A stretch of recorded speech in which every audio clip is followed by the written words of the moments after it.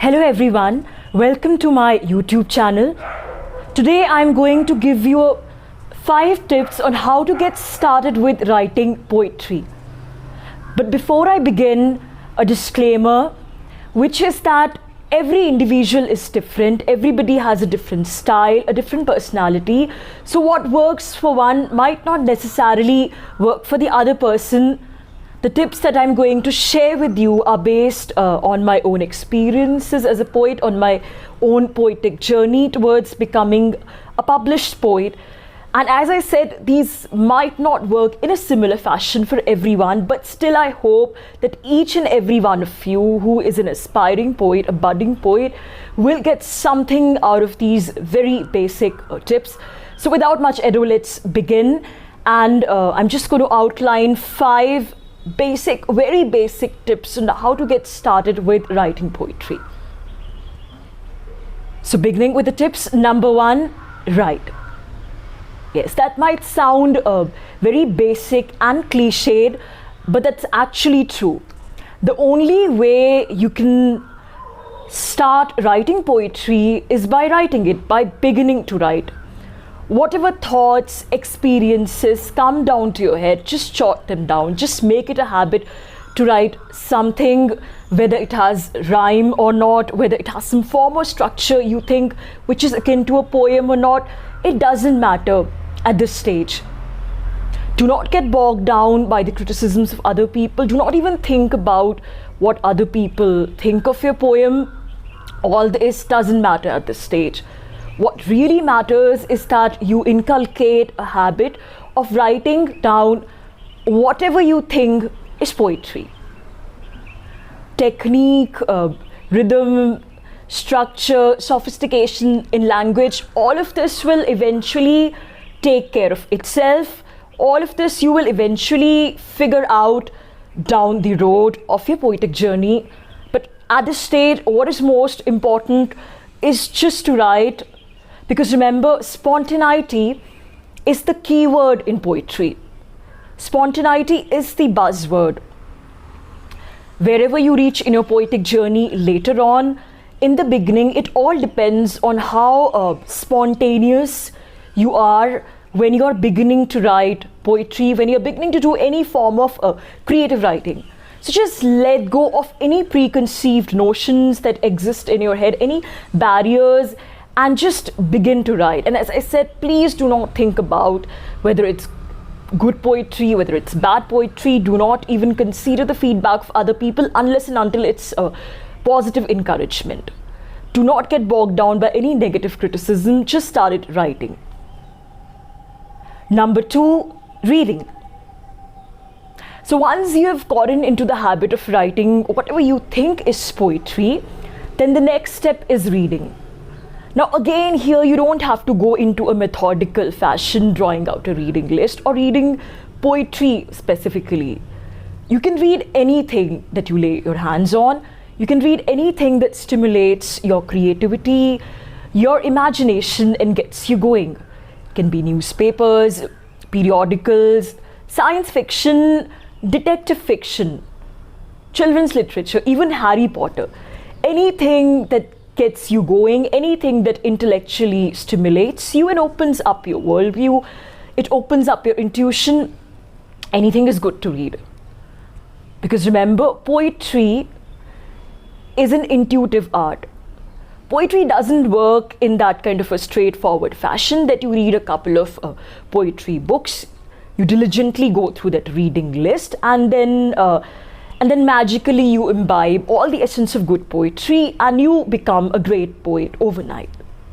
No, it doesn't work like that. There's a lot of hard work, dedications, patience, but most importantly, a lot of randomness, a lot of intuition, a lot of imagination that is involved in one's poetic journey. So you need to just sort of get into the habit of reading voraciously and reading just anything that excites you.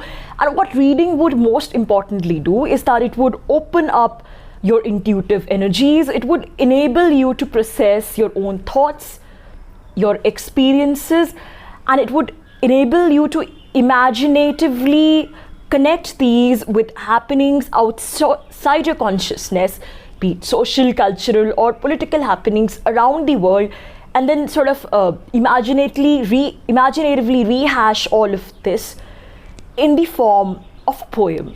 And that's what good poetry does, and that's what reading anything, reading widely would enable you to. It would enable you to unlock the doors of your imagination, of your thinking, of your consciousness. Now, coming to the third step, read poetry. Now that you've gotten into the habit of reading widely, reading for pleasure, now is the time to get started with reading some poetry.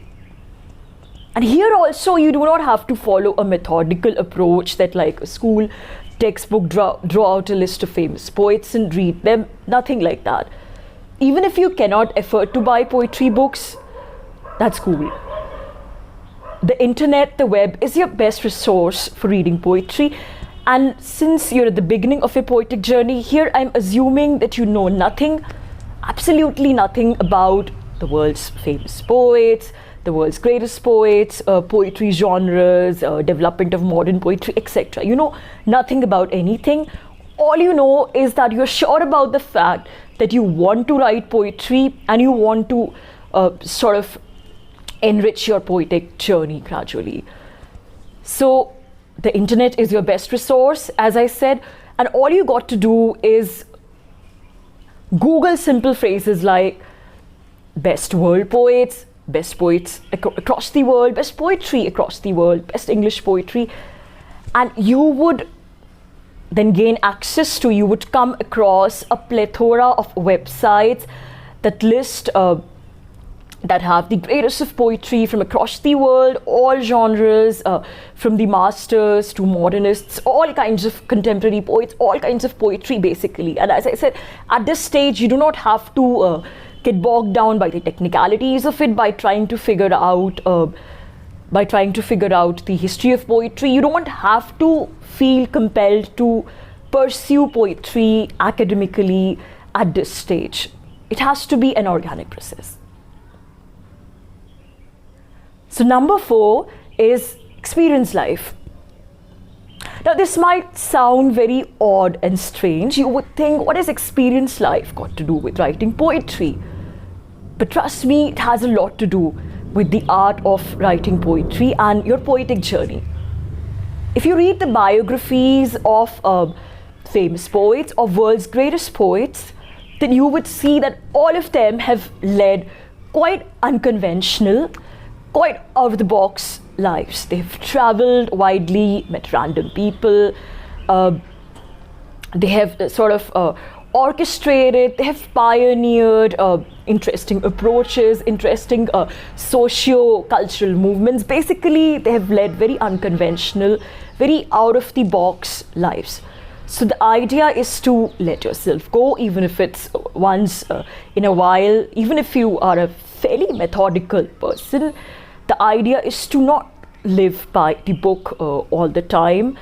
And trust me, all of this would feed into your poetry. It would enrich you creatively once you let yourself go. So whatever it is that you like doing, pick up a hobby, whatever it is that you like doing. You might like traveling or painting, photography, playing cricket, or even talking to random people. Whatever it is that you find exciting, just sort of involve yourself with it. Do things randomly, make random plans with friends once in a while, have conversations, interesting conversations with random strangers, go to visit a music concert randomly, attend a talk or a discussion or a seminar. Even if you do not know anything about the topic, it's going to be fun. So this is actually a very important part of your poetic journey, that alongside reading books, you got to be experiencing life, and you have to sort of take life as it comes in a very full circle sort of a way. And as I said, because poetry is an intuitive art, so it would definitely enrich your poetic journey. Last but not the least, join a poetry group and attend poetry events.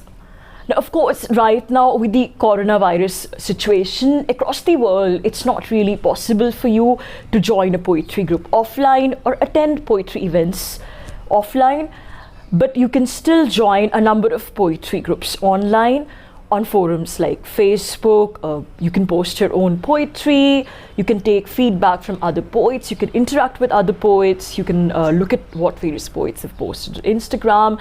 So you could benefit from this thriving online poetry community, and trust me, it works. Human beings, if not all of them, but most of them, most of us work better.